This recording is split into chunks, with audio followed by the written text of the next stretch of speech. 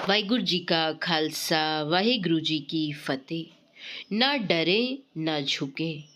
गुरु साहब जब जहांगीर के दरबार में उपस्थित हुए तो उसने सवाल किया, तुमने खुसरो की मदद क्यों की?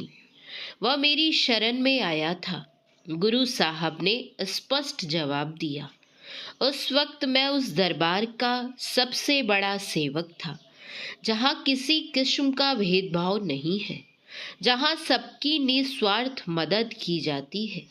यदि मैं खुसरो को शरण न देता तो यह गुरु परंपरा का सरासर अपमान होता। तुमने एक विद्रोही को शरण दी। बादशाह अपना फैसला सुनाते हुए बोला, तुम पर 2 लाख रुपए का जुर्माना किया जाता है। मैंने कोई गलत कार्य नहीं किया। गुरु के दरबार में एक विद्रोही का भी वही सम्मान होता है जो एक बादशाह का होता है। गुरु साहब कहने लगे, वहाँ किसी भी तरह का भेदभाव नहीं होता। जब मैंने कोई गलत कार्य किया ही नहीं तो जुर्माना कैसा? मैं जुर्माना भरने से इनकार करता हूँ। जुर्माना भरने का सीधा सा अर्थ यह होगा कि मैं अपना अपराध स्वीकार करता हूँ। यह नहीं होगा। बादशाह ने उन्हें मृत्यु दंड की सजा सुना दी। सुनकर गुरु साहब हंस पड़े और बोले, बादशाह तो मेरे शरीर को मार सकता है लेकिन मुझे नहीं। मैं फिर जन्म लूंगा और फिर सिख धर्म की सेवा करूंगा।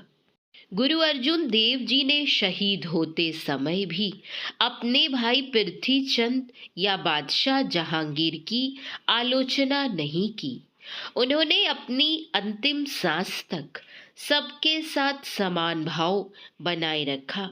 उनके ऊपर हुए अमानुषिक अत्याचारों के कारण सिखों में प्रचंड रोष उत्पन्न हो गया।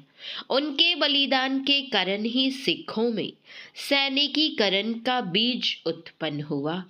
उनके इस बलिदान का पता जब मियाँ मीर जैसे फकीरों को लगा तो वे रो पड़े। उन्होंने बादशाह जहांगीर का जमकर विरोध किया। बाद में इन मुस्लिम संत फकीरों के दबाव में आकर ही जहांगीर ने गुरु साहब की संपत्ति जब्त करने तथा उनके परिवार को मुर्तजा खान को सौंपने की आज्ञा वापस ली। वाहिगुरु जी का खालसा वाहिगुरु जी की फतेह।